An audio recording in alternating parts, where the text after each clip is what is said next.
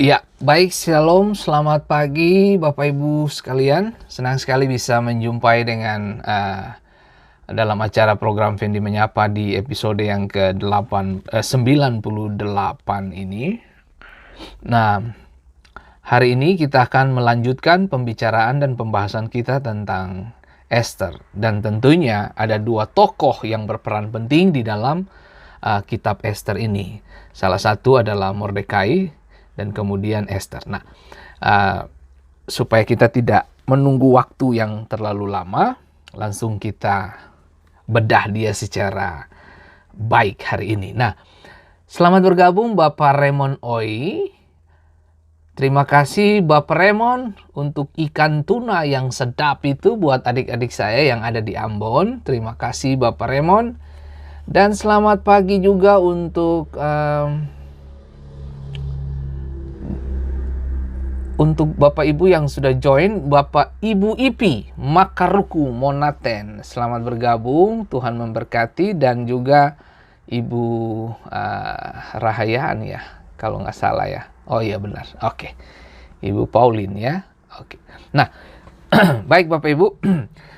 Kita hari ini berbicara dari Esther pasal 4 ya. Esther pasal 4.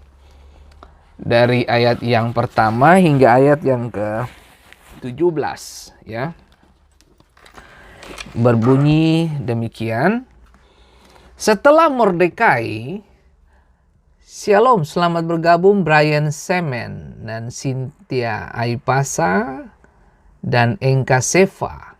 Tuhan memberkati. Nah, baik. Esther pasal 4 ayat pertama, setelah Mordekai mengetahui segala yang terjadi itu, artinya gini, setelah Mordekai mengetahui rancangan jahat dari Haman kepada orang-orang Yahudi pada waktu itu, lalu kemudian ia mengoyakkan pakaiannya karena orang Yahudi menjadi target utama dari sakit hatinya Haman ya. Wasti Mailuhu Shalom, Ibu Wei Simatau, selamat bergabung. Salam hormat buat teman-teman yang ada di Wilcox, sedap ya. Ronald Francois Watimena, Bapak Marlon Romodar, selamat bergabung. Sukacita Tuhan jadi bagian hidup kita senantiasa. Nah, setelah Mordekai mengetahui segala yang terjadi, artinya segala yang terjadi yang dimaksud ini adalah rancangan jahat Haman terhadap orang-orang Yahudi, karena target dia adalah pembunuhan massal terhadap orang-orang Yahudi yang ada di kerajaan Persia pada waktu itu. Nah, Mordekai mengoyakkan pakaiannya, lalu memakai kain kabung dan abu, kemudian keluar berjalan di tengah-tengah kota, sambil melolong-lolong dengan nyaring dan pedih. Wow, dia menangis. Nah, terjemahan lain dikatakan, Ketika Mordekai mendengar apa yang telah terjadi, ia merobek pakaiannya dan memakai kain kabung. Kain karung, kalau terjemahan Indonesia sehari-hari bilang kain karung, ya, kain yang kasar gitu. Sebagai tanda sedih, ia menaburkan abu ke kepalanya, lalu berjalan di kota sambil menangis dengan nyaring dan pilu pedih. Nah, ini nggak gampang, ini tidak mudah. Mordekai sedang berhadapan dengan situasi berat. Kenapa? Yahudi bakalan habis dari kerajaan Persia. Nah, kita pelan-pelan Bapak Ibu. Hari kemarin saya mengajarkan kepada Bapak Ibu bahwa ketika gandum tumbuh, bersamaan juga lalang ikut tumbuh. Ketika orang benar, tanduk orang benar meninggi, tanduk orang fasik juga. akan mengikuti. Tetapi kita dapati tanduk orang fasik akan dipatahkan. Ya. Dan kita dapati juga dari pemikiran dan konsep serta tulisan suci dari kitab Ester ini, kita dapatkan bahwa Tuhan berperan di balik setiap sejarah dan pergerakan seorang manusia. Tuhan bergerak di tengah-tengah dunia sekuler. Tuhan pakai raja-raja sekuler untuk mendistribusikan apa yang menjadi kehendak dan tujuan Tuhan. Nah, sebelum Haman muncul, Tuhan telah mengurapi. Raja telah menetapkan pilihan untuk Ester menjadi ratu menggantikan Wasti. Nah, menariknya di sini adalah ketika Ester muncul, di pasal yang ketiga, Haman dilantik. Ya, dan kemudian kita dapati permufakatan jahat untuk membunuh dan menghabisi orang-orang Yahudi pada waktu itu. Ya. Selamat bergabung untuk Ibu Oci Wali-Wali. Salam hormat buat Profesor Dr. Gunner, ya. Nyong Ambon yang gagah itu ya. Selamat bergabung juga untuk Sinta M. Nah, Ibu Ros Soplera dan Ibu Gilian Patikawa Lerik dan Ibu Magdalena Purwaningsi, hamba Tuhan yang luar biasa.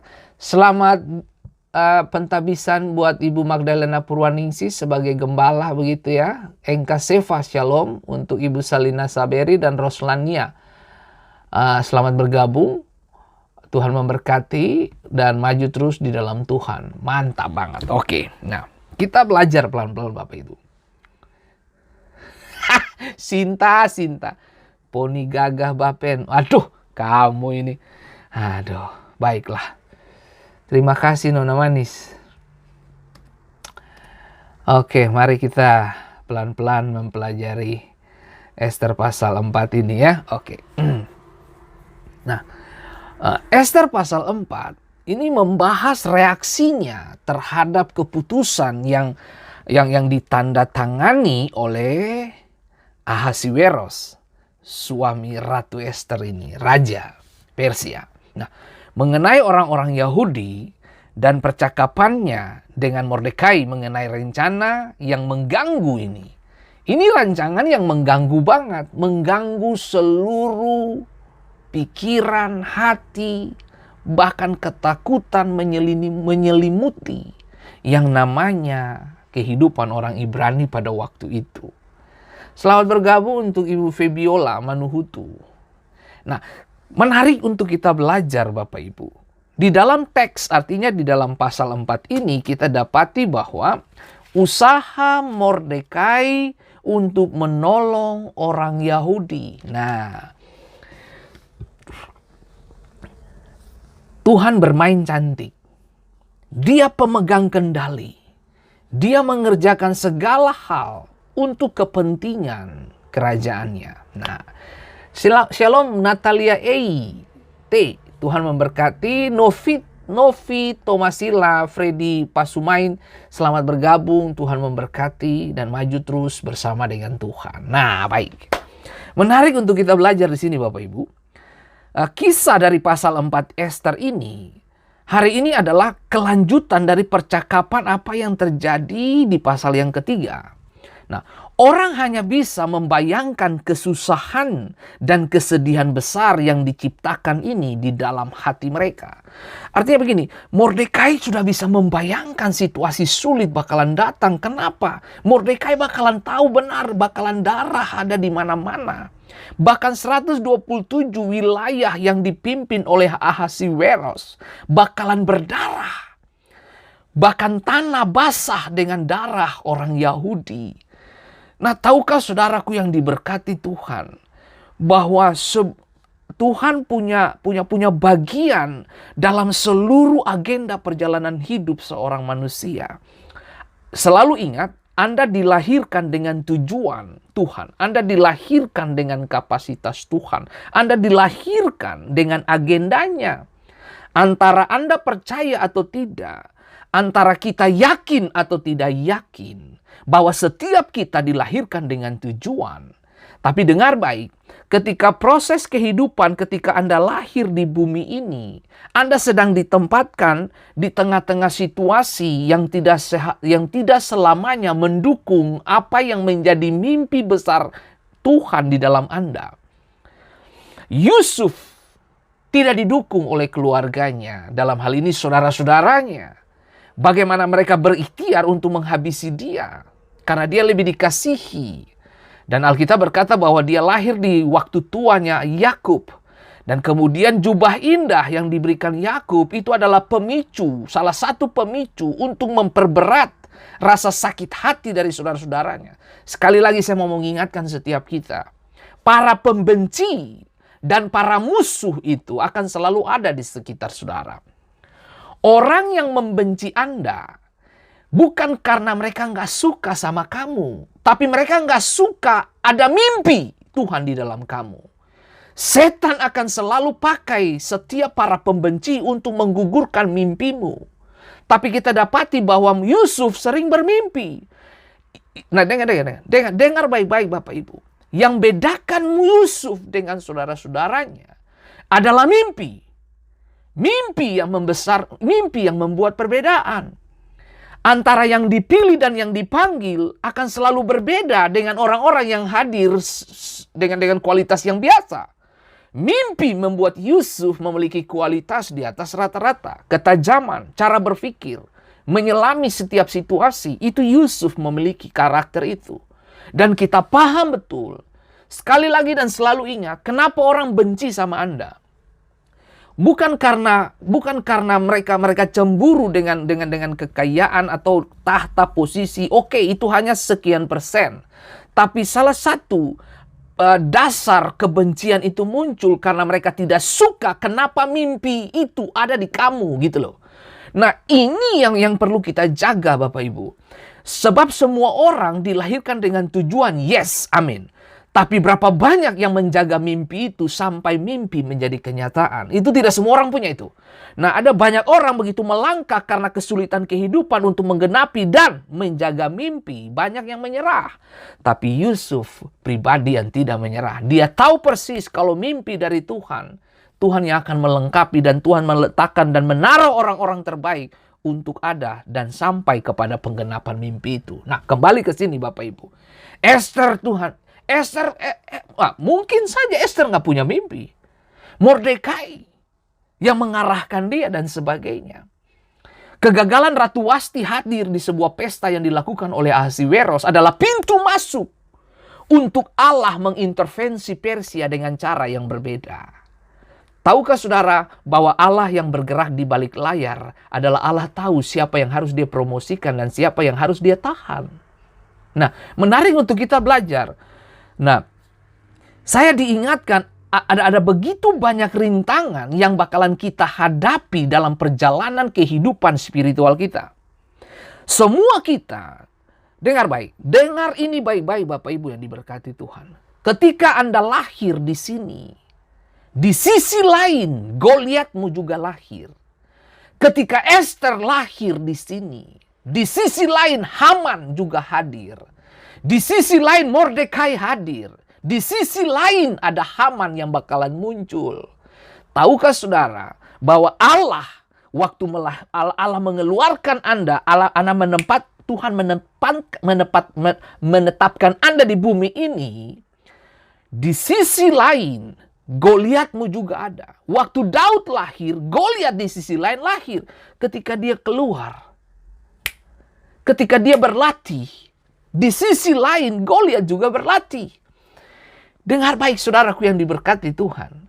Pada waktunya Anda akan ketemu dengan Goliatmu. Pada waktunya engkau akan Esther bertemu dengan yang namanya Haman. Pada waktunya Esther bakalan Mordekai ketemu dengan Haman.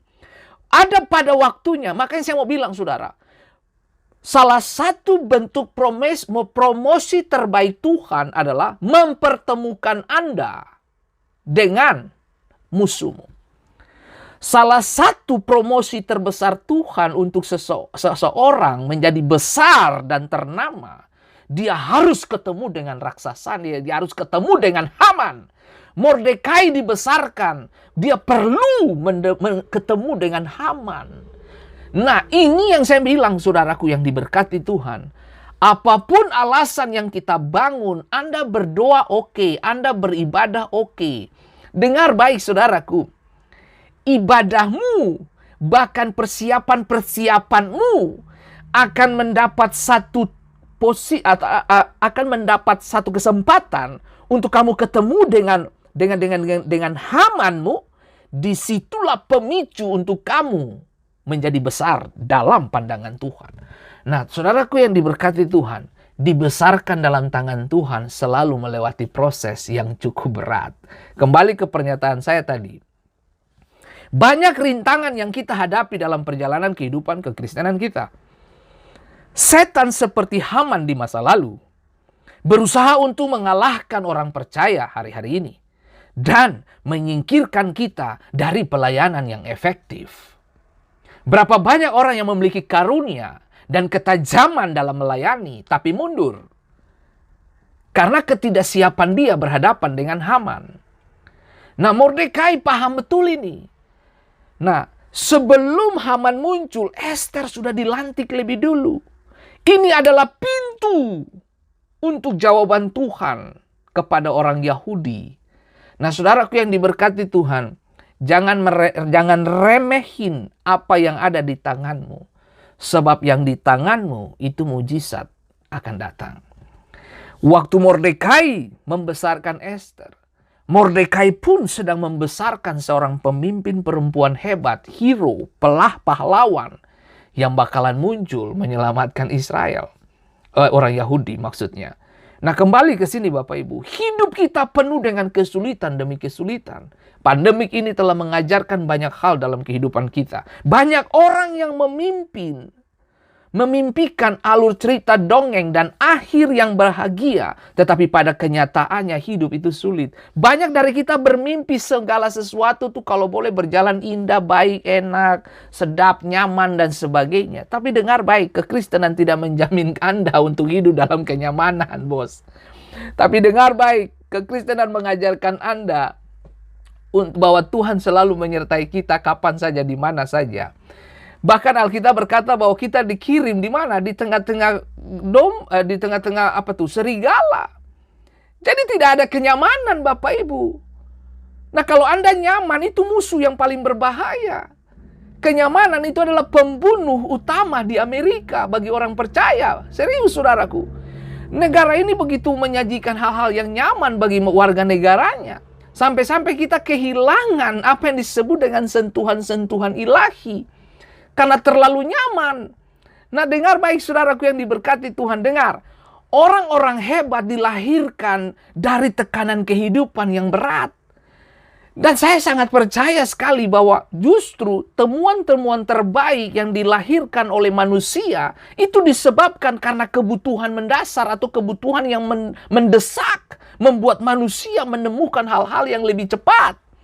Tahukah saudara bahwa orang hebat dilahirkan bukan karena kemudahan, tapi karena kesulitan hidup. Kesulitan hidup itu baik untuk jiwamu, untuk melatih kamu menjadi orang-orang yang terbaik untuk generasimu. Nah, kita harus bersandar pada Tuhan untuk kekuatan dan kebijaksanaan saat kita menavigasi perjalanan berbahaya yang disebut dengan kehidupan ini. Dengar baik, tidak ada jalan pintas bagi sebuah kemuliaan. Nggak ada. Nggak ada. Dengar baik, kalau jalan pintas, Yesus tidak perlu datang ke dunia ini dan mati di kayu salib. Nggak perlu. Dia tinggal tiup saja dari sorga, manusia berbalik dan bertobat. Bisa. Tapi ini yang saya mau bilang. Yesus sedang mengajarkan kepada manusia bahwa kalau kamu mau pingin kemuliaan Tuhan, kamu perlu bayar harga. Kamu perlu merasakan bahwa setiap tekanan yang datang, itu menghasilkan hal-hal yang tidak biasa. Kemuliaan emas, dia muncul dari mana? Karena dibakar. Halo, Nebukadnezar menemukan Tuhan. Darius menemukan Tuhan. Koresi menemukan Tuhan. Dari mana? dari orang-orang yang Tuhan kirim bagi kerajaan mereka. Saudara dengar baik, Nebukadnezar kenal Tuhan ketika Daniel dilempar ke gua singa. Anda bisa bayangin coba. Bahkan Sadrak, Mesot, dan Abednego memperlihatkan sebuah iman yang melampaui dimensi pikiran, bahkan pendengaran dan ucapan serta hati. Kalaupun Tuhan tidak tolong kita, kami tidak akan pernah menyembah dan sujud kepada patung yang Tuhan dirikan. Ini iman keren banget. Saudara dengar baik, artinya begini Bapak Ibu yang diberkati Tuhan. Kalaupun Tuhan menghendaki kamu mati dengan pandemik ini, karena pandemik ini, kamu mati dalam kebahagiaan. Kalaupun Tuhan ingin kamu hidup, harusnya hidupmu memuliakan Tuhan. Itu aja. Nah, banyak dari kita diliputi dengan ketakutan dan kecemasan. Dengar baik, banyak orang mati bukan karena virus. Orang mati karena ketakutan, kecemasan. Oke. Dari mana saya bisa mendefinisikan hal ini? Ketika Goliat tampil 40 hari menantang barisan tentara Israel, kita dapati 40 hari Saul dan tentara-tentaranya tidak berkutik. Mereka menghirup kekhawatiran dan kecemasan dan ketakutan. Di mana kekuatan militer mereka? Ketajaman berlatih mereka nggak ada apa-apanya di muka Goliat. Satu orang, one by one, face to face. Nggak ada satupun yang muncul dari Israel berhadapan. Itu yang saya mau bilang saudaraku. Waktu Daud lahir, di sisi lain Goliatnya sudah lahir. Karena Tuhan udah tahu. Tuhan desain peperangan ini untuk memperlihatkan kepada Filistin bahwa ini loh orangku yang kuurapi. Oh saudara dengar baik. Kalau Tuhan pilih seseorang, dia nggak butuh yang namanya pengakuan atau penasehat manusia. Dengar baik. Keterbatasan pikiran kita dalam menyelami kehendak dan kekuasaan Tuhan, itu yang membatasi Tuhan bergerak dengan cara yang ajaib. Nah, hari ini Bapak Ibu yang diberkati Tuhan, Saul memunculkan kalimat-kalimat yang seperti melemahkan Daud. Kamu berlatih di mana? Apa kesatuanmu, kelebihanmu apa? Mana pedang kamu? Senjata apa yang you bawa? Saudara itu, dengar, batu dan kartapel itu, batu ali-ali itu, nggak ada di barisan tentara Israel, nggak ada. Goliatmu harus dibunuh dengan senjata yang kamu terbiasa gunakan.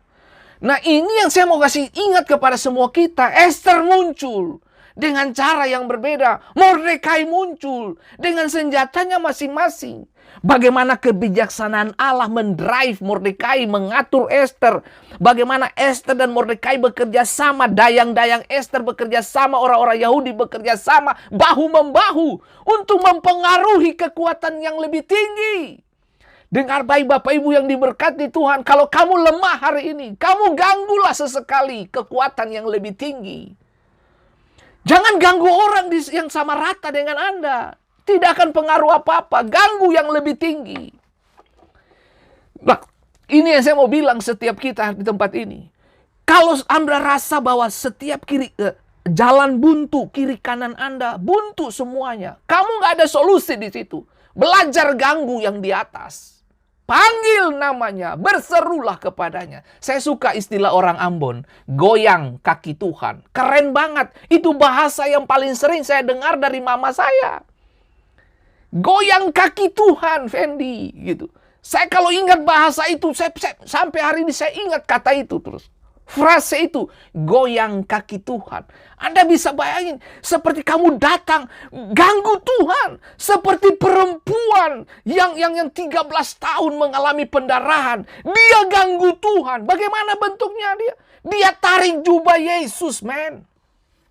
Ganggu dia. Jangan biarkan dia tenang. Kalau you biarkan Tuhan tenang, dia tidur, badai datang, bos. Nah ini yang saya mau bilang, ganggu dia. Bagaimana bentuk Anda ganggu? Miliki iman. Wanita itu datang dan berkata, asal ku jamah jubahmu aku menjadi sembuh. Itu gangguan itu. Dia ganggu, dia jamah, kuasa keluar, mujizat terjadi. Pendarahan berhenti. Yang terjadi apa? Murid-murid kagak tahu siapa yang menjamah. Hanya Yesus yang tahu. Dengar baik saudaraku yang diberkati Tuhan. Anda punya masalah, Anda punya tekanan hidup, Anda punya dunia yang gelap, masa lalu yang suram. Dengar, masa depan selalu ada kepada mereka yang menarik jubah Yesus. Masuk ke kamar, goyang kaki Tuhan. Itu istilah keren banget. Goyang kaki Tuhan. Ya, artinya jangan biarkan dia duduk di tahta terlalu lama di situ. Tuhan tolong. Aduh, sedap betul. Bartimeus cara ganggu Tuhan gimana? Dia berteriak lebih keras. Bagaimana Mordekai cara mengganggu Ester di istana? Dia melolong, menangis dengan pedih dan wow, ini efektif Bapak Ibu. Tuhan tidak pernah tutup mata, bos. Beberapa dari kita mungkin bilang Tuhan tutup mata. No, dia tidak tutup mata. Matanya tetap mengawasi kita. Nah, oke, lihat. Ini menarik untuk kita belajar, Bapak Ibu. Nah, saya berharap selamat bergabung Ibu Oli Martinus ya. Waduh, senang sekali bisa lihat Ibu Oli Martinus bergabung. Bapak Ibu Pendeta Titi Was, selamat bergabung Ibu Pendeta. Waduh, sukacita Tuhan jadi bagian hidup kita lah ya. Kemudian selamat bergabung juga untuk Ibu Nor Kesaulia. Apa kabar Ibu Nor? Maju terus dalam Tuhan. Wow, keren. Thank you. Bapak Helmi Sahulata. Waduh. Thank you. Wow, thank you Bapak Helmi.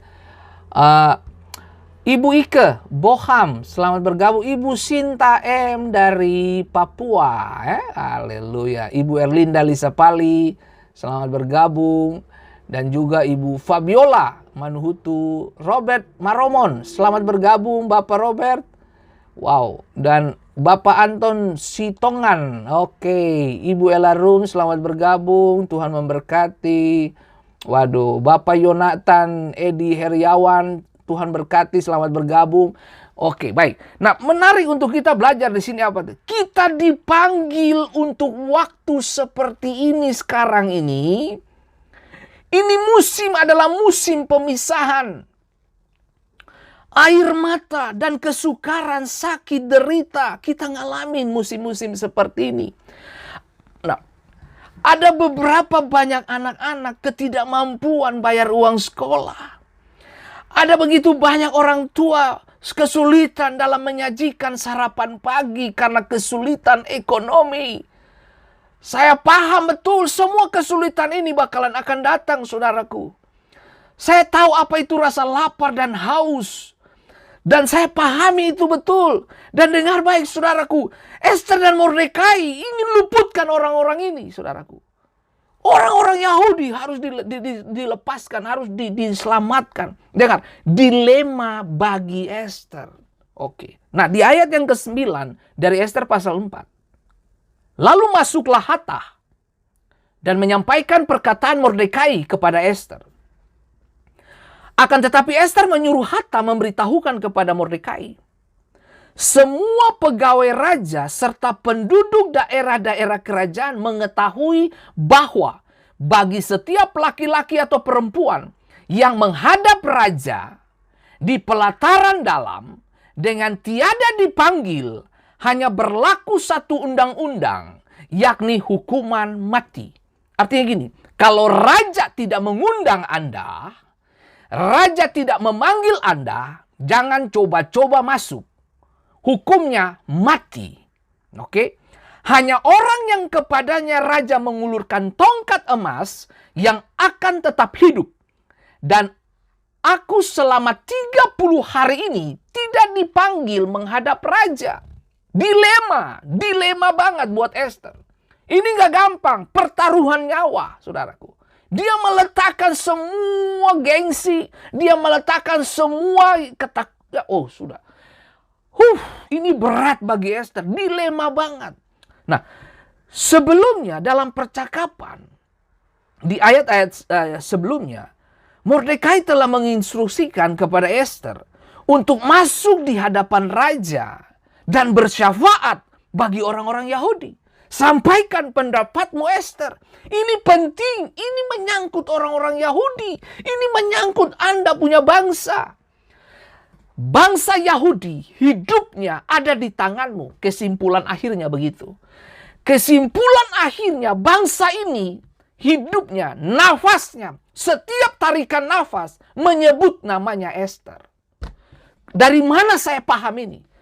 Karena Ester menganjurkan mereka, puasalah kepadaku. Berarti apa? Nafas mereka taruh di Ester.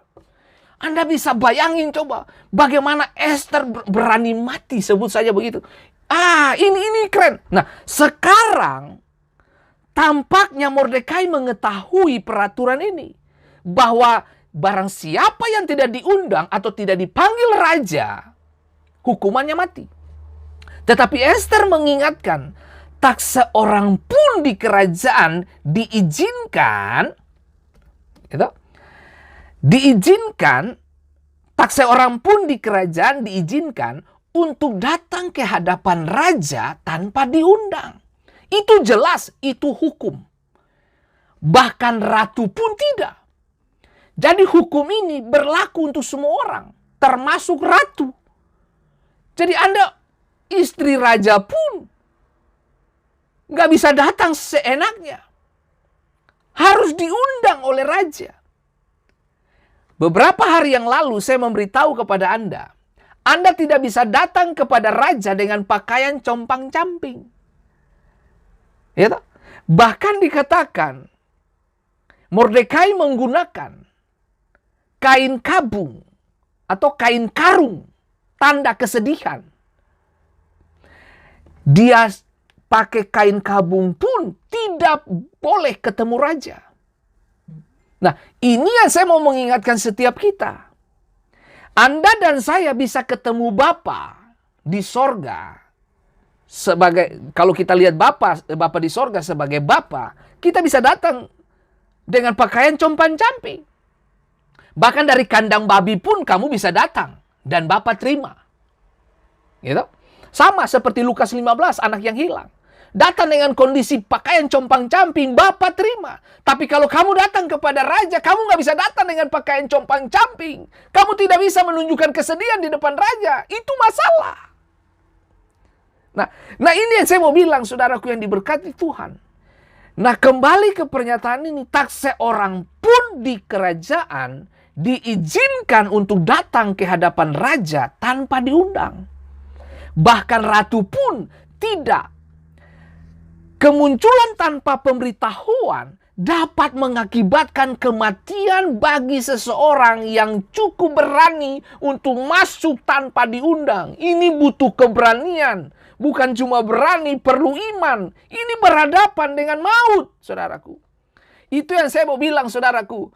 Waktu kamu ketemu dengan Bapa yang ditawarkan pengampunan dan penerimaan. Tapi waktu kamu ketemu dengan raja, kamu nggak bisa minta diterima, bos. Kamu perlu datang membawa ukupan, kamu perlu datang membawa upeti, kamu perlu datang membawa pujian dan penyembahan. Orang-orang Majus datang dari tempat lain, dari Persia, untuk datang ketemu raja emas, kemenyan, dan mur. Itu adalah king size, ukuran raja itu. Kamu nggak bisa datang dengan kesedihan, kamu perlu datang dengan sukacita. Masuklah ke gerbangnya dengan sukacita dan tari-tarian dan puji-pujian. Raja tidak perlu, ketemu raja, dia tidak pengen lihat kesedihan. Dia cuma perlu lihat sukacita. Ester menghadapi keprihatinan besar. Ini dilema buat dia. Sekali lagi saya ingin menekankan bahwa Ahasiweros bukanlah gambaran atau tipe Tuhan. Tapi sedikit banyaknya kita bisa belajar bahwa konsep untuk Anda ketemu raja, Anda harus punya persiapan. Orang-orang yang melayani Tuhan tanpa persiapan itu sama dengan dia membawa untuk dibunuh, saudaraku. Daging tidak mendapat tempat dalam kemuliaan Allah. Kemuliaan Allah itu mahal. Nah, orang yang melayani Tuhan harus perlu persiapan yang matang. Anda nggak bisa bicara sembarangan. Anda nggak bisa melayani dengan sembarangan. Semuanya harus perlu persiapan. Semua para imam yang melayani di tabernakel, melayani di bait Allah, mereka perlu persiapan. Menguduskan diri, menjaga hidupnya. Dengar baik saudaraku, sekali lagi saya ingin menekankan bahwa Ahasiweros bukanlah gambaran atau tipe Tuhan. Tetapi ini mengingatkan pada kebenaran rohani yang penting yang perlu kita belajar di sini, ya. Hanya mereka yang telah datang kepada Kristus dengan iman diselamatkan oleh kasih karunia-Nya, yang memiliki akses ke tahta kasih karunia. Mereka yang terhilang dan tersingkir tidak menikmati hak istimewa seperti itu. Semua akan berdiri di hadapan hakim yang benar suatu hari nanti, dan hanya mereka yang merupakan bagian dari tubuh Kristus yang akan diterima di hadirat-Nya. Mereka yang tidak mengenal Kristus melalui keselamatan akan disingkirkan dari hadirat-Nya dan dilemparkan ke dalam kegelapan dan siksaan yang besar. Dengar baik saudaraku yang diberkati Tuhan. Kembali ke ayat yang ke-11. Saya ingin baca buat Bapak Ibu. Keberanian. Semua pegawai raja serta penduduk daerah kerajaan mengetahui bahwa baik laki-laki atau perempuan yang menghadap raja di pelataran dalam dengan tiada dipanggil hanya berlaku satu undang-undang, yaitu hukuman mati. Ya, hanya orang yang kepadanya raja mengulurkan tongkat emas yang akan tetap hidup. Dan aku, dengar, dan aku Ester sudah 30 hari ini tidak dipanggil menghadap raja. Dilema. Sudah 30 hari. 1 bulan. Gitu. Sebut saya 1 bulan. Ya. Ini akan menjadi satu-satunya harapan Ester jika dia mendekati Ahasiweros tanpa diundang. Hukumannya mati, bos.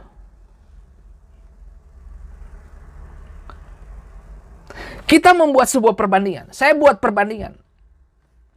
Di perkawinan di Kana, Yohanes pasal 2. Di ayat yang pertama dan yang kedua dikatakan pada hari ketiga ada perkawinan di Kana yang di Galilea. Dan Ibu Yesus ada di situ. Jelas diundang. Oke, di ayat yang kedua. Yesus dan murid-muridnya diundang juga ke perkawinan itu. Jadi kehadiran Anda diundang. Wow. Kita perlu ada dasar diundang. Gitu loh. Diundang. Diundang. Kita semua orang diundang sekarang, Bapak Ibu. Ini hukum Persia. Kalau raja nggak panggil you jangan muncul. Hukumannya mati. Itu hukum Persia seperti itu. Nah, sementara kita semua yang percaya kepada Yesus Kristus, kita semua diundang. Marilah kepadaku, semua yang letih, lesu, berbeban berat, datanglah kepadaku, aku beri apa? Wow, aku beri kelegaan. Keren banget. Nah, masalahnya adalah, dan aku selama 30 hari ini tidak dipanggil menghadap raja, itu dilema, bos. Nah, Ester tidak diundang untuk menghadap raja selama 30 hari terakhir. Tidak ada permintaan resmi saat ini. Jika dia mendekatinya tanpa diundang, dia bisa hukuman mati. Ester memahami implikasi serius dari kehadiran raja tanpa diundang.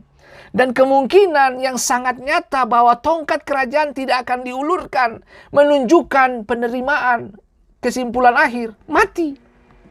Dia menghormati otoritas raja. Dia menghormati, itu suamiku. Anda ketemu suami di rumah. Tapi kalau di kerajaan, you harus ketemu raja. Bukan suami, bos. Wah, no. Dan takut akan murka raja. Ester memahami hal ini. Esther bisa saja dia berpikir begini. Orang tuaku sudah meninggal, artinya sudah tidak ada. Saya sudah jadi ratu dengan posisi kenyamanan, rasa aman. Dan aku dicintai oleh raja. Dan aku dibanjiri dengan fasilitas raja. Tidur nyenyak, nyaman, kasur empuk, makan minum tersedia, bla bla bla. Untuk apa saya menghabiskan waktu dan hidup saya dengan mengurusi apa yang bukan urusan saya? Soal menyelamatkan orang-orang Yahudi ini. Apa yang terjadi atas saya ini kan prestasi saya yang saya raih. Apa penting buat saya orang-orang Yahudi ini? Bisa saja dia bisa berpikir bahwa yang penting saya sudah punya posisi dan jabatan. Saudara bisa bayangin? Kebanyakan dari orang-orang yang sedang mencari kekuasaan, sebut saja itu mau anggota dewan ke, pemerintah ke, ya, mau dapat posisi-posisi penting, Anda begitu bermulut manis, tapi begitu Anda duduk, Anda lupa sama rakyatnya. Iya tak? Nah ini yang saya mau bilang. Esther bisa saja berpikir seperti itu. Nah, tapi yang terjadi apa? Bagaimana dia menanggapi dan dia taat kepada apa yang disampaikan oleh Mordekai. Dan dia pegang ketaatan Esther itu membuat sesuatu yang luar biasa. Saya berharap semua kita seperti Esther dalam hal ini. Artinya apa? Punya hati. Itu aja. Melayani tanpa hati, kamu hanya dapatkan sakit hati. Nah, kalau saja mereka memahami kepastian berdiri di hadapan Kristus ketika hidup ini berakhir, ini mengingatkan kita. One day kita bakalan meninggal semua. Kita bakalan ketemu dengan pengadilan Kristus. Waktu-waktu ini semakin. Ini waktu-waktu terakhir bagi kita. Persiapkan dirimu. Kalau saja mereka mau menerima kebenaran penghakiman atas dosa dan sarana keselamatan, satu-satunya harapan kita untuk mendapatkan hidup yang kekal dan lolos dari penghakiman kekal adalah menerima bantuan dari raja di atas segala raja. Itu yang saya bilang. Ganggulah orang yang lebih tinggi, pribadi lebih tinggi. Yang saya maksud adalah Tuhan. Tuhan bermain indah pada waktunya. Hal menarik yang saya ingin bagikan kepada Bapak Ibu adalah kebijaksanaan Mordekai ini. Ini keren banget, Mordekai mantep banget. Aduh, saya suka sekali. Nah, di ayat yang ke-12 dikatakan, ketika disampaikan orang perkataan Esther itu kepada Mordekai, maka Mordekai menyuruh menyampaikan jawab ini kepada Esther. Nah, jangan kira karena engkau di dalam istana raja, hanya engkau yang akan terluput dari semua orang Yahudi. Sebab sekalipun pada saat ini berdiam diri saja, bagi orang Yahudi akan timbul juga pertolongan dan kelepasan dari pihak lain. Dan engkau dengan kaum keluargamu akan binasa. Siapa tahu? Ini keren. Makanya judul pembicaraan kita hari ini, siapa tahu? Who knows? Siapa tahu? Mungkin justru untuk saat seperti ini, engkau beroleh kedudukan sebagai ratu. Itu yang saya mau bilang, bos saudara. Sebelum Haman ada, Esther lebih dulu telah terpilih. Untuk apa? Dia menjadi jalan solusi dari Tuhan kepada orang-orang Yahudi di Persia. Tuhan sudah tahu, dengar baik saudaraku, beberapa dari Anda mungkin punya masalah. Hei, dengar baik, sebelum masalah itu datang kepada Anda, Tuhan sudah tahu.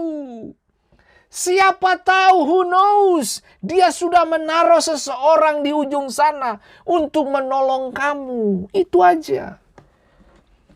Kalau Anda berjalan dengan Tuhan, belajarlah melihat hal-hal yang tidak dilihat oleh kita. Belajar bahwa Tuhan punya agenda, bukan kita punya agenda. Mordekai memahami dilema Ester, tetapi dia juga sangat menyadari implikasi dari keputusan ini bagi setiap orang Yahudi. Artinya begini, Ester, kalau you tidak turun tangan, kita bakalan habis. Kalau terjemahan secara tidak langsung begitu, artinya kalau Ester, kalau kamu nggak mati, ini orang Yahudi semua mati, gitu kasarnya gitu. Kalau kamu nggak maju, kita semua mati. Lebih baik satu orang yang berkorban, kasarnya begitu, daripada banyak orang yang mati. Nah, Anda bisa bayangin coba, ini dilema. Ini saya pakai kata ini, sejarah baru akan ditulis. Keren. Oh, sejarah baru akan ditulis. Tuhan sedang menemukan dan Tuhan sedang berjalan dan Tuhan sedang mau memastikan siapa orang-orang dia yang dia bisa titipkan pena kehidupan. Dengar baik saudaraku yang diberkati Tuhan. Ester itu adalah tulisan kehidupan bagi setiap kita. Sejarah baru akan ditulis oleh seorang perempuan Yahudi, bangsa budak yang menjadi menjadi ratu, maaf. Anda bisa bayangin coba bangsa budak menjadi ratu. Di ayat 13 dikatakan, maka Mordekai menyuruh menyampaikan jawab ini kepada Ester, jangan kira karena engkau di dalam istana raja,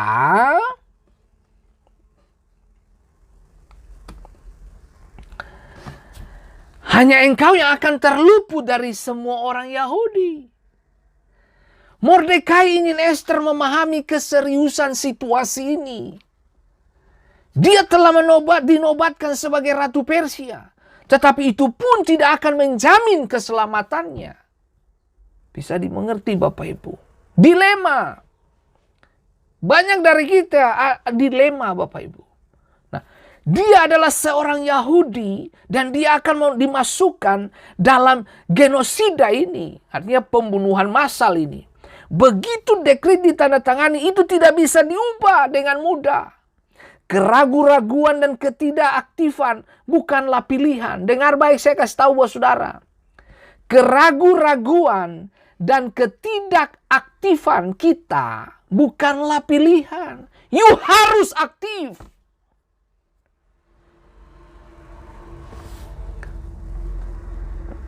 Dia harus bertindak jika dia dan semua orang Yahudi ingin bertahan hidup.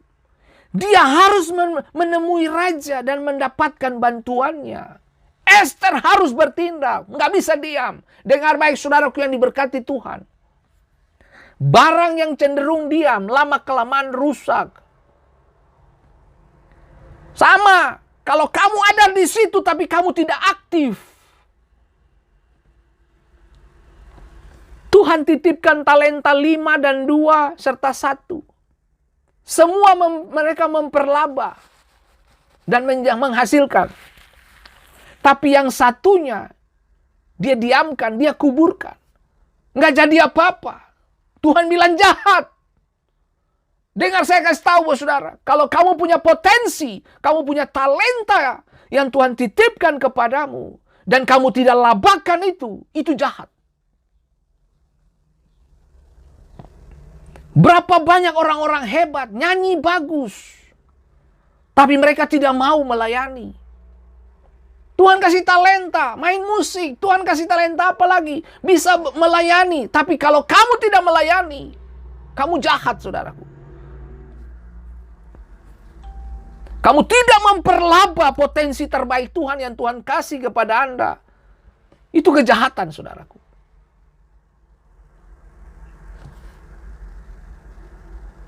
Saudara, saya berharap Bapak Ibu bisa pahami dan mengerti. Satu-satunya harapan kami adalah mendapatkan bantuan raja. Kenapa? Karena orang nomor 2 raja ini, Haman ini, karena cincin raja sudah dilepaskan. Sudah ditandatangani, surat sudah menyebar. Kalau you tidak bertindak, mati semua orang Yahudi. Saudara dengar baik, Bapak Ibu yang diberkati. Kalau kamu bisa berdoa buat orang, berdoalah. Jangan tunggu orang minta. Kalau Anda bisa buat sesuatu untuk pekerjaan dan pelayanan, lakukanlah.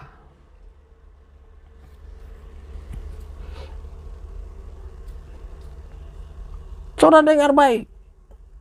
Kita harus diselamatkan. Orang-orang Yahudi harus diselamatkan. Ingatlah saudaraku, kita diselamatkan oleh kasih karunia-Nya. Dan ditempatkan di dalam tubuh Kristus jika kita ingin lolos dari kematian karena dosa. Anda harus menikmati anugerah dan kesetiaan Tuhan. Dan kita sudah menikmati itu. Tapi bagaimana dengan orang lain? Apakah kita harus tutup mata? Berdoalah, bos. Di ayat 14, sebab sekalipun engkau pada saat ini berdiam di diri saja, bagi orang Yahudi akan timbul suatu pertolongan. Artinya gini, Esther, kamu bergerak dan kalau kamu diam diri, Tuhan pakai orang lain. Kan begitu. Mordekai kasih tahu, kalau kamu berdiam diri, Tuhan pakai orang lain. Aku titipkan 5 talenta, 2 talenta, 1 talenta, 1 disimpan, diambil, kasih ke orang lain. Itu yang saya mau mengingatkan semua kita. Kalau kamu punya potensi untuk melayani Tuhan, lakukan bagianmu. Jangan suruh orang lain No, kalau Tuhan percayakan kamu, Tuhan titipkan potensi talenta di dalam kamu, kelebihan di dalam kamu, tularkan itu kepada orang lain. Jadilah berkat di situ. Pak Pendeta, saya cuma ibu rumah tangga yang bisa berdoa. Nah, itu yang saya maksud. Berdoalah untuk hamba-hamba Tuhan. Orang percaya, berdoa.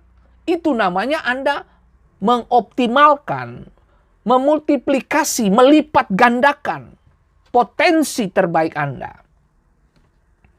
Saya sampai hari ini pun, saya hidup karena ada orang-orang yang berdoa secara pribadi bagi saya. Lihat, jika Esther menolak untuk bertindak, kematian pasti mendapatkannya. Anda diam pun mati. Kenapa? Karena Anda keturunan Yahudi. Makanya Mordekai mengingatkan, you diam pun mati, men. Gitu. Jika Esther menolak untuk bertindak, kematian pasti mendapatkannya. Rumah ayahnya, bahkan kematian mendapati orang-orang Yahudi di dalam kerajaan. Akan ada darah yang di mana-mana. Tidak ada yang lolos dari rencana untuk memusnahkan orang-orang Yahudi di Persia. Tidak ada satupun. Karena hukumnya jelas, undang-undang telah dikeluarkan. Gitu. Keputusan, dekrit sudah dikeluarkan. Tua, muda, anak besar, habisi, harta, benda, semua selesaikan. Bayangin coba. Ingat baik, Haman itu keturunan Amalek. Nah, Amalek itu musuh bebuyutan orang Israel. Ketika Israel keluar dari tanah Mesir menuju ke tanah perjanjian, musuh pertama yang mereka ketemu adalah Amalek. Makanya Tuhan bilang, aku pengen Amalek hilang dari kolong langit. Nah loh. Nah ini yang saya senang mengingatkan Bapak Ibu semua. Dengarkan khotbah saya kemarin. Supaya saudara bisa nyambung dengan hari ini. Nah Anda mikir baik-baik Bapak Ibu. Lihat, tidak ada yang akan lolos. Tidak ada yang lolos. Gitu. Dia takut akan penghakiman raja di dalam istana. Tapi dia harus bertindak. Artinya gini, dilemanya gini, dia berhadapan dengan undang-undang dan hukum. Raja tidak undang tapi berani masuk, mati. Kisah Esther ini sebagai pengingat hukuman bahwa untuk semua umat manusia, untuk semua kita, bahwa dosa tidak akan menyentuh yang namanya tahta Tuhan. Tidak ada harapan untuk melahirkan diri atau penangguhan hukuman. Gak bisa, bos. Yang namanya dosa harus kena hukuman. Mereka yang bertemu Tuhan setelah kematian, terlepas dari keselamatan, akan menghadapi penghakiman dan siksaan kekal di lautan api jika hidup dalam dosa, mati di dalam dosa. Semua harus datang di hadapan Raja kemuliaan. Semua kita, termasuk saya. Makanya Bapak Ibu yang diberkati Tuhan, semakin saya menyelami perasaan dan hati Tuhan, selama itu juga saya memiliki rasa takut di dalam diri saya. Seperti ketakutan kudus begitu Bapak Ibu. Tuhan tolong kiranya saya didapati layak.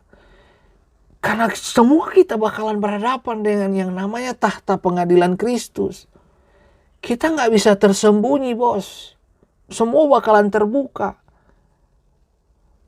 Apa yang kita buat, apa yang kita lakukan.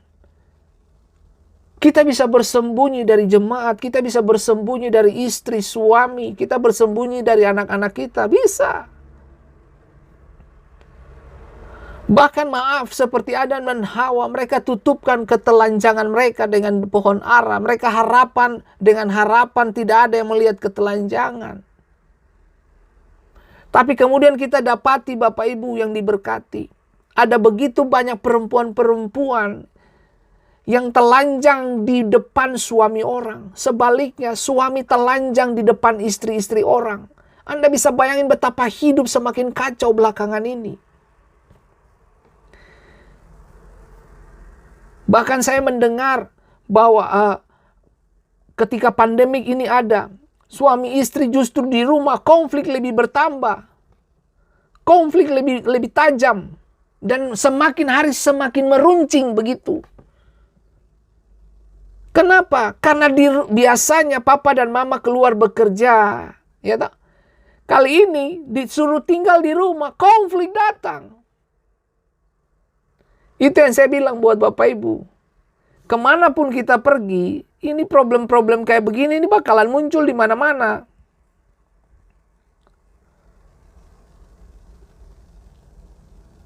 Nah, tujuan Tuhan bagi Ester apa? Sebab sekalipun engkau pada saat ini berdiam diri saja, bagi orang Yahudi akan timbul juga pertolongan dan kelepasan dari pihak lain.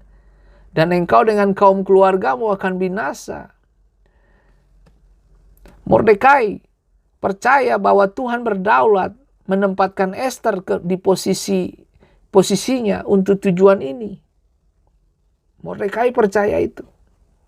Dia yakin Tuhan akan memakai Ester untuk menyelamatkan umatnya. Dia yakin banget. Dia merasakan urgensi dan menyadari tangan Tuhan bekerja di antara mereka. Dia harus bangkit menghadapi tantangan untuk membela umat Yahudi. Catat ini baik-baik. Siapa penasehatmu? Itu menentukan kualitas dan keputusan seperti apa yang kamu lahirkan. Berteman, bersahabatlah dengan orang-orang yang memiliki kualitas Tuhan. Alkitab berkata pergaulan yang buruk merusak kebiasaan yang baik.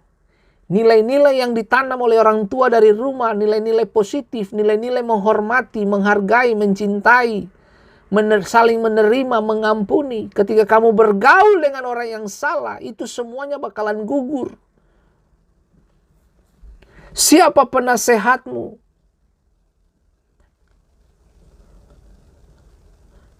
Penasehat Ester adalah Mordekai.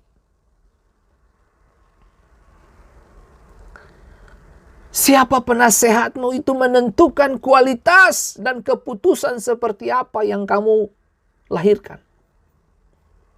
Roma 11 ayat 34. Sebab siapa yang mengetahui pikiran Tuhan? Atau siapakah yang pernah menjadi penasehatnya? Kita nggak mampu menasehati Tuhan. Ciptaan tidak bisa menasehati pencipta. Dalam hal ini Mordekai berperan begitu luar biasa Bapak Ibu.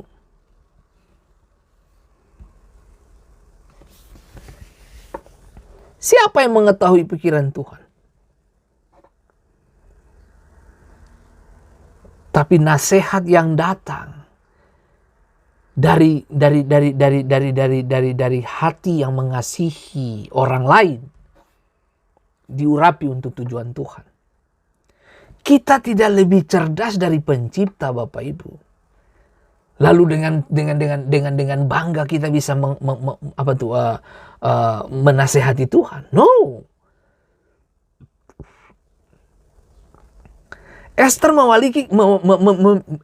memiliki kewajiban pribadi untuk menghadap raja. Ini tidak hanya akan menguntungkannya, tetapi juga akan menguntungkan seluruh orang Yahudi. Kita harus memandang hidup kita dalam terang rencana kekal Tuhan. 30 hari dia belum dipanggil. Ini resiko berat. Tapi sekali lagi yang saya bilang tadi, Esther memiliki kewajiban pribadi untuk menghadap raja demi orang-orang Yahudi, demi dirinya juga. Karena Mordekai udah beritahu, kalau kamu berdiam diri, kamu pun kena dampaknya. Tuhan memiliki pekerjaan untuk kita masing-masing saat kita menjalani kehidupan. Pertama, kita harus memastikan keselamatan kita sendiri. Dan kemudian kita harus berusaha untuk menjangkau orang lain sebelum terlambat bagi mereka. Kita tidak boleh berpuas diri atau tidak aktif dalam pelayanan kepada Kristus. Yang terhilang sedang binasa di sekitar kita. Dan membutuhkan seseorang untuk menjadi perantara bagi mereka. Anda gunakan masker, menjaga jarak, bukan karena Anda kurang iman. Tapi karena Anda mengasihi orang lain, menjaga komunitas. Itu penting. Pengabdian Esther luar biasa sekali, Bapak Ibu. Esther mintanya apa?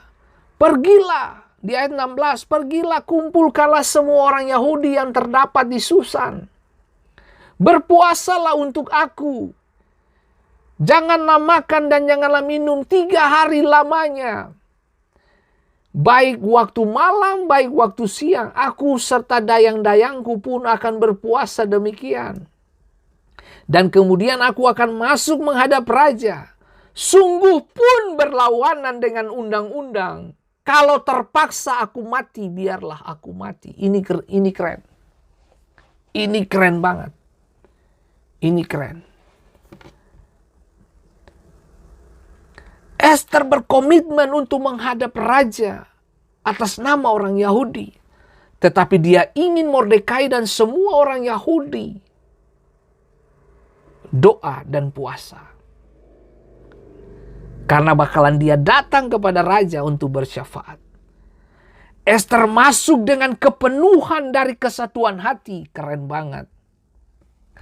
Esther masuk. Dia tidak berdiri sendiri. Kakinya, hatinya, dan kehidupannya jelas dalam perkara ini. Jangan masuk ketemu raja jika kita tidak siapkan diri. 3 hari mereka doa dan puasa. Itu namanya apa? Persiapan. Anda pingin melihat perkenanan Tuhan? Anda pingin lihat keputusan-keputusan penting lahir dari tahta Tuhan? Anda pingin lihat tongkat emas diulurkan kepadamu? Anda pingin penerimaan, Anda pingin mujizat, Anda pingin semua yang terbaik? Persiapkan dirimu. Puasa adalah sesuatu yang sebagian besar tidak dikenal oleh gereja modern saat ini, mulai ditinggalkan. Saya tahu banyak orang memiliki kebutuhan makan minum, tidak dapat diabaikan, tetapi kita perlu mengembangkan rasa urgensi, hal yang sangat penting di zaman kita.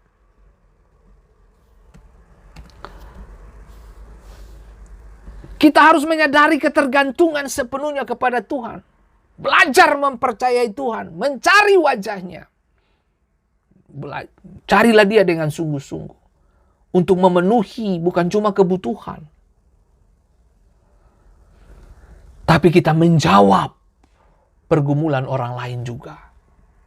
Ester masuk ketemu raja untuk menjawab kebutuhan orang lain juga. Diluputkan dari maut. Itu harus mencakup kita harus serius dengan hal ini Bapak Ibu. Di ayat 16b, aku serta dayang-dayangku akan berpuasa demikian. Keren banget Ester nih. Bukan cuma orang Yahudi, tapi dayang-dayangnya di istana juga berpuasa bareng dia. Kesatuan hati mendatangkan proses kehidupan yang tidak biasa. Aduh, Tuhan main keren banget. Kita sangat membutuhkan keteguhan hati seperti ini di zaman sekarang, di situasi pandemik ini. Kebanyakan tidak mau menyusahkan diri mereka sendiri untuk pekerjaan-pekerjaan yang Tuhan titipkan. Dan kita perlu menyerahkan hidup kita kepadanya dalam ketaatan Bapak Ibu.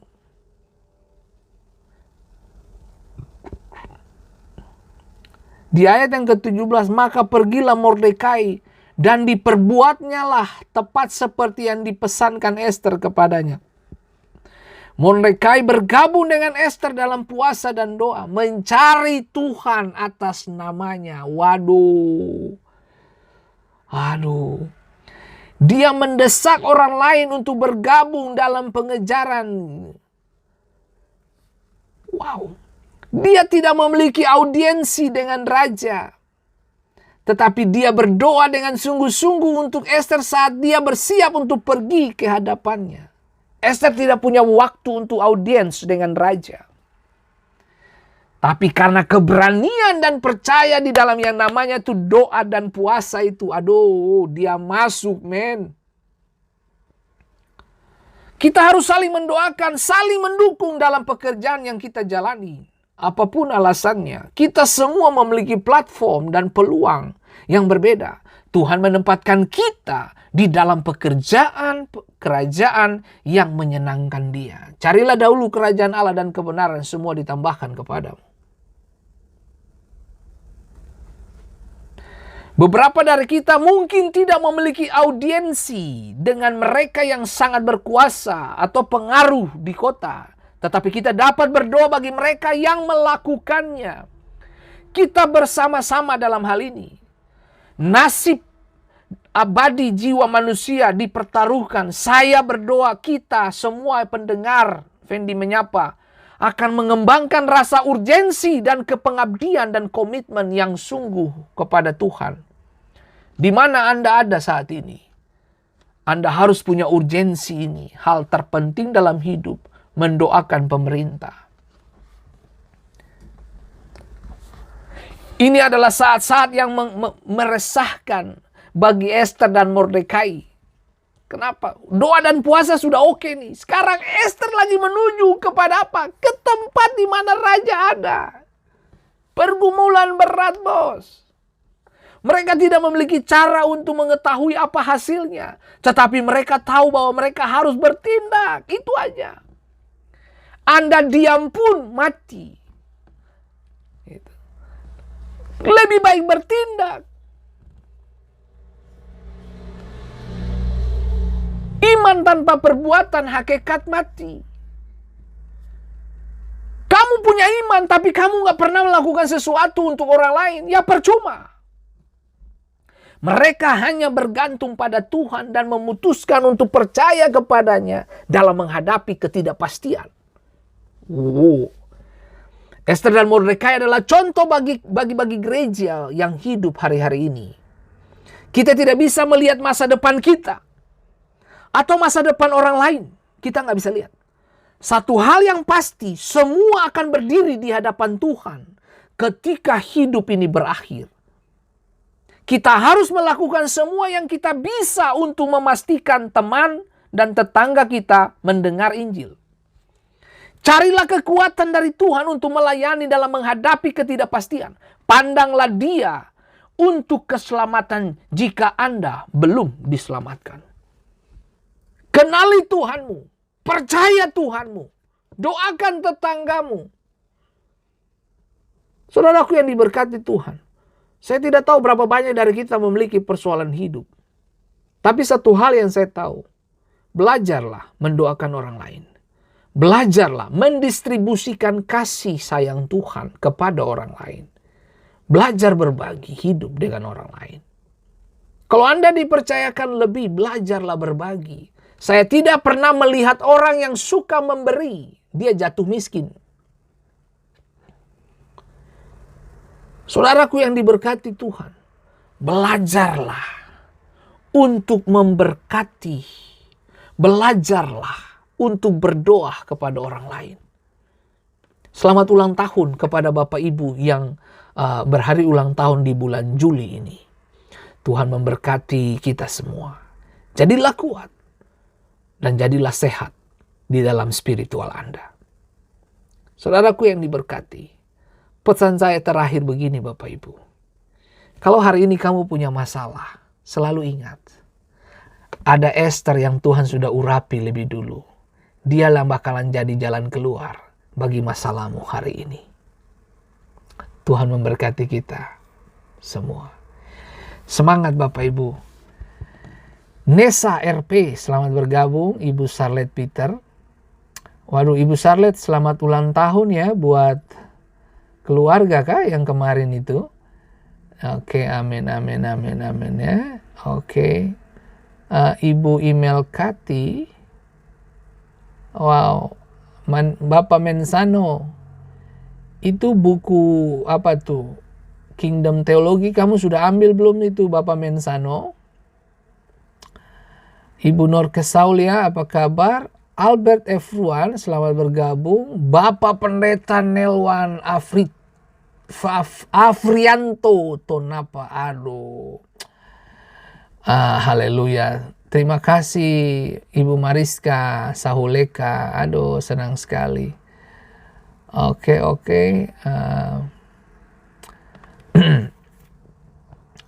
Ibu Koce Manuhutu, apa kabar? Ibu Ina Dahoklori. Aduh, mantap sekali. Ibu Marla Saetapi. Ya. Tuhan memberkati. Ibu Maria Natalia. Stephen Ete Ersi ya. Aduh, Yosef Laberi, apa kabar Bapak Yosef? Aduh, Bapak Yosef ini tambah ganteng ya. Ibu Ade Riri, selamat bergabung. Ibu Flerian Tamaela, Bapak Hengki Patikawa. Ibu Peggy Jessica, apa kabar? Aduh, Ibu Peggy kalau sudah bergabung, maka dunia berbunga di mana-mana. Bapak Rocky Excel Sapteno, Om Rocky apa kabar? Haleluya. Tetap semangat, maju terus dalam Tuhan. Baik Bapak Ibu, saya akan berdoa buat beberapa dari Anda yang sudah kirim messenger kepada saya. Dan kita satu di dalam doa. Bapa yang baik, Tuhan kami bersyukur untuk semua masalah yang datang kepada kami di pagi ini maupun di malam ini. Satu hal yang kami tahu, Haman boleh muncul. Tapi kemudian kami dapati, jauh sebelum Haman muncul, Tuhan telah mengurapi Esther sebagai solusi bagi kami. Tuhan Yesus Bapa yang baik, kami percaya Tuhan bahwa setiap situasi sulit, tekanan-tekanan kehidupan datang. Kami tahu sudah Tuhan persiapkan solusi dan jalan keluarnya. Terima kasih banyak Bapa di surga. Dan kami berterima kasih untuk hal-hal baik yang Tuhan percayakan untuk kami lewati dan kami hidupi. Tuhan Bapa, terima kasih. Engkau Bapa yang luar biasa, Engkau Bapa yang baik. Dan hari ini Bapa di surga, kami berdoa seperti Tuhan meletakkan Esther di samping Ahasiweros. Demikianlah Tuhan telah mengirim dan menempatkan orang-orang terbaiknya Tuhan untuk menolong kami, untuk mencapai tujuan Tuhan dalam hidup kami. Berkati para ibu yang sedang merindukan punya baby, Tuhan berkati rahim mereka, berkati benih mereka, berkati Tuhan Yesus. Kiranya tahun depan kami melihat mujizat demi mujizat terjadi. Bapa, terima kasih Roh Kudus. Kami memberkati untuk keluarga besar Laberi. Tuhan pakai keluarga ini menjadi perpanjangan tangan Tuhan dimanapun mereka berada. Tuhan yang sama juga memberkati Pak Pendeta Nelwan, Pak Pendeta Titiwas, dan Ibu Pendeta Purwaningsi. Tuhan pakai hamba-hamba Tuhan ini. Bahkan Tuhan pakai saudara kami Jonathan Heriawan. Tuhan pakai dia menjadi penyambung lidah Tuhan. Dia menjadi nabi di tempat pekerjaan dia. Dia menjadi suara Tuhan yang hidup. Dan kami berdoa dalam nama Yesus, memberkati Opa Wim. Kami perkatakan Opa Wim sehat dan sembuh. Dan berkati keluarga besar Patikawal Lerik. Diberkati Opa Wim, mata kakinya diperkuat, kesehatan diurapi. Kami perkatakan mujizat Bapa terjadi dalam nama Yesus. Bahkan Tuhan tangan yang sama turun untuk saudara perempuan kami Debbie Sinanu Hart yang ada di Amerika. Tuhan pakai si Debbie, Tuhan pakai keluarga anak-anaknya, tumbuh besarkan anak-anak mereka dalam takut akan Allah. Tuhan buat anak-anaknya menjadi anak-anak yang memuliakan Tuhan. Berkati masa depan anak-anaknya, berkati suaminya, berkati apa saja yang mereka kerjakan. Tuhan terima kasih Roh Kudus, kami memberkati Ibu Nesa, RP.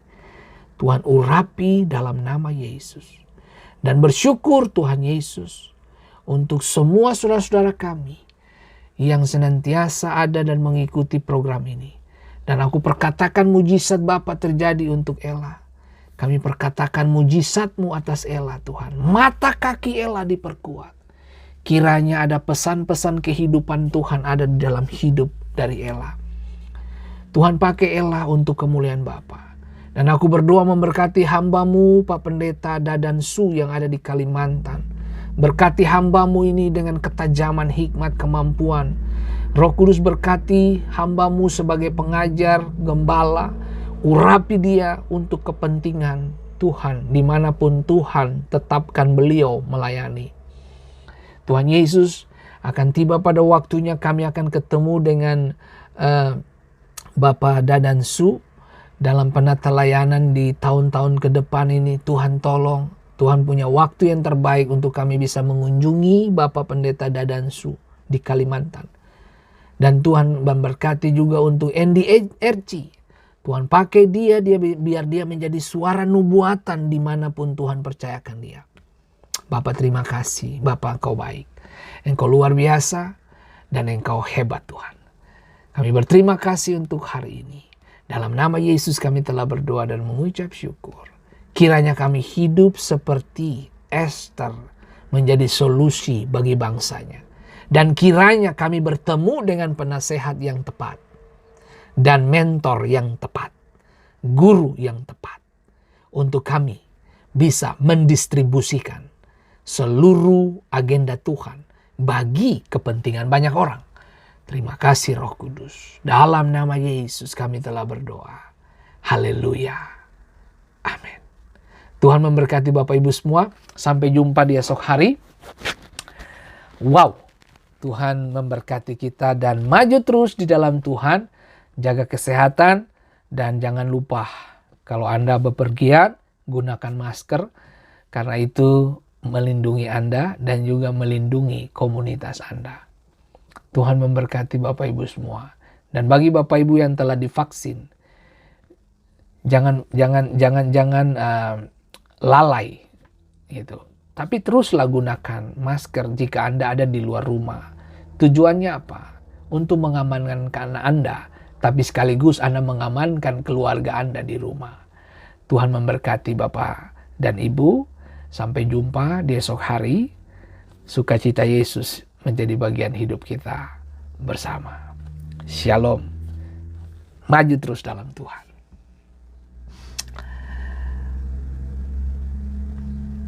Sama-sama Ibu Debbie Sinanu Hart. Salam buat suami dan anak-anak ya.